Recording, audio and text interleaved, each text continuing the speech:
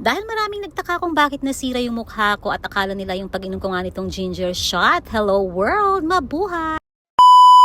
Actually, first time kong gumawa nitong ginger shot at nakita ko lang din dito sa Facebook kung paano niya ginawa. Kaya napa-order na rin ako nitong kanilang mga maliliit na bottles.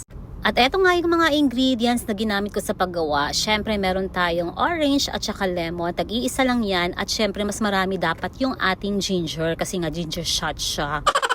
Binalatan ko pala yung orange at saka lemon kasi lain sa no pait kain na siya.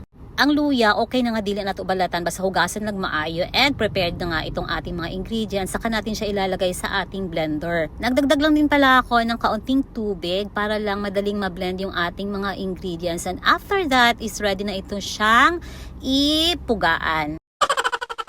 At sa pagpigangan nitong ating mga na-blend na ingredients, pwede tayong gumamit ng tela o wala naman, pwede naman yung strainer tulad ng ginawa ko.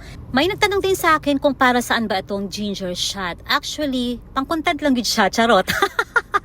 Anyways, napakaraming benefits naman talaga ang makukuha natin sa luya. At isa na nga rito ang pagbubuhos ng ating immunity at nag-i-aid din ito ng ating digestion. Tulad ko lately na kapag ka umaga ay feeling bloated talaga ako. At kapag ka constipated yung isang tao ay pwede ding uminom nitong ating ginger shot. At isa pa sa pinakamagandang benefit ng ating ginger ay nakakatulong itong mag-reduce ng ating cholesterol, lalo na yung mga bad cholesterol natin sa katawan. And by the way, according sa aking research, mas maganda ding inumin ito on an empty stomach. Kasi nga, nakaka-reduce ito ng hunger. So pag nagpapapayat tayo ay pwede na to. O diba? Thank you!